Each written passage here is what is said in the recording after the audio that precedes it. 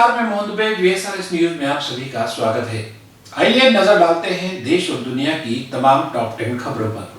जम्मू कश्मीर में पिछले करीब 2 दशकों से म्यांमार से आकर अवैध रूप से रह रहे हजारों रोहिंग्याओं के खिलाफ सरकार ने कार्यवाही शुरू की है। पिछले 2 दिनों से रोहिंग्याओं के खिलाफ ये कार्यवाही जारी है। जम्मू में पहले फेज में हुई कार्यवाही में 155 रोहिंग्याओं को हिरासत में लेकर हीरानगर जेल में बने सेंटर में भेजा गया है। इसके बाद पूरी जांच कर गृह और विदेश मंत्रालय की सहमति लेकर इन्हें वापस भेजा जाएगा। प्रशासन के मुताबिक अभी तक तकरीबन 6000 रोहिंग्याओं की पहचान की गई है। सिलसिलेवार तरीके से इन्हें हिरासत में लेकर वापस भेजा जाएगा।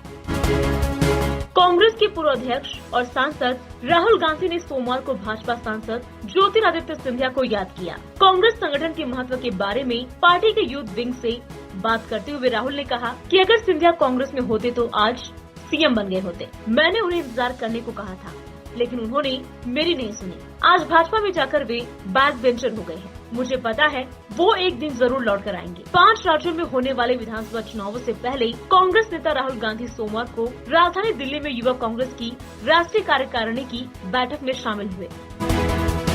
हरिद्वार में कुंभ से पहले राधा कृष्ण की प्रेम लीला स्थली वृंदावन में आयोजित वृंदावन वैष्णव कुंभ बैठक का आज विजय एकादशी पर दूसरा शाही स्नान है। इस मौके पर तमाम साधु संत और श्रद्धालु यमुना में आस्था की डुबकी लगा रहे हैं। इससे पहले तय मार्गों पर संतों की शाही पेशवाही निकाली गई, जो श्री बांके बिहारी के द्वार तक जाएगी। घोड़ा, ऊंट, बग्घी के साथ निकली यात्रा पेशवाई का आकर्षण बढ़ा रहे हैं। करतब दिखाते साधु संत पेशवाई की शान बढ़ा रहे हैं। सुरक्षा के मद्देनजर पुलिस और प्रशासन ने खास तैयारियां की है।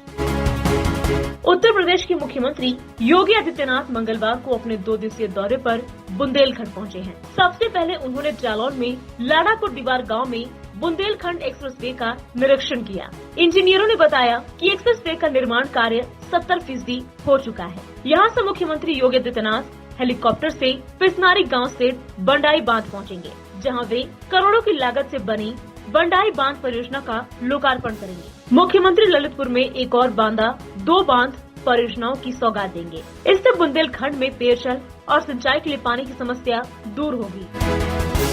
बिहार के मुख्यमंत्री नीतीश कुमार नियम कानून की बात करते हैं, जबकि उनके एक विधायक खुद को इससे ऊपर समझते हैं। गोपाल मंडल ने कहा कि मेरे पास रिवॉल्वर रहता है, निकाल कर ठोक दूंगा। दरअसल उन पर आरोप लगा था कि बांका के बौसी में जमीन कब्जा करने गए थे।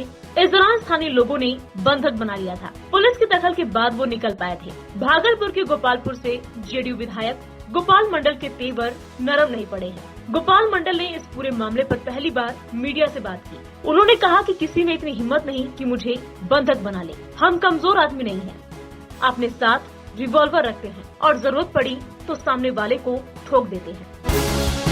कुछ दिनों पहले दक्षिण मुंबई में उद्योगपति मुकेश अंबानी के घर एंटीलिया के बाहर विस्फोटकों से भरी एक स्कॉर्पियो कार मिली थी। महाराष्ट्र एंटी टेररिस्ट स्क्वाड लगातार इसकी जांच में जुटी है। मुंबई पुलिस की टीम भी 2000 से ज्यादा सीसीटीवी फुटेज के सहारे जांच को आगे बढ़ा रही है। इस बीच इस केस से जुड़ा एक नया सीसीटीवी वीडियो सामने आया है, जिसमें एक शख्स पीपीई किट पहनकर घटनास्थल के पास से गुजरता हुआ नजर आ रहा है। पुलिस अब ये जांच कर रही है कि क्या पहचान छिपाने के लिए किसी शख्स ने जानबूझकर पीपीई किट पहनी थी। इससे पहले जो सीसीटीवी फुटेज सामने आया था, उसमें स्कॉर्पियो कार और एक इनोवा कार नजर आ रही है।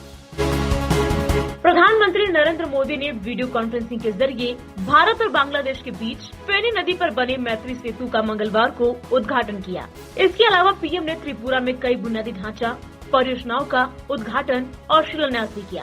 इस दौरान उन्होंने कहा कि 2017 में त्रिपुरा ने विकास का डबल इंजन लगाने का फैसला किया और आज इस डबल इंजन के फैसले के कारण जो परिणाम निकले वो आज आपके सामने है। बांग्लादेश दौरे के दौरान पीएम मोदी ने बांग्लादेश में अपनी समकक्ष शेख हसीना के साथ त्रिपुरा को बांग्लादेश से सीधे जोड़ने वाले ब्रिज का शिलान्यास किया था।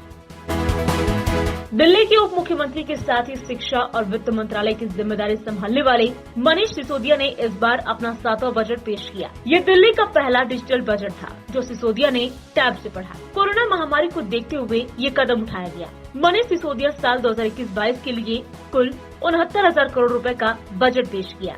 देश की आजादी के 75वें साल में पेश होने की वजह से दिल्ली सरकार ने इस बजट को देशभक्ति बजट के रूप में नामित किया है। इसके तहत दिल्ली सरकार ने 15 अगस्त 2021 से लेकर 75 सप्ताह तक पूरी दिल्ली और देश में आजादी की 75वीं सालगिरह का जश्न मनाने का ऐलान किया है। इसमें शिक्षा के लिए 16,377 करोड़, स्वास्थ्य के लिए 9,934 करोड़, आधारभूत ढांचे के लिए 9,394 करोड़, आवास विकास योजना पर 5,328 करोड़ और अनाधिकृत कॉलोनियों के लिए 1,150 करोड़ रुपए का प्रावधान किया गया है। ठाणे के शाहपुर तालुका के असनगांव फाटा के पास एसकेआई कंपनी में भीषण आग लगी है। फैक्ट्री में प्लास्टिक का सामान बनता था। आग इतनी भीषण है कि तकरीबन 6 घंटे बाद भी इस पर काबू नहीं पाया जा सका।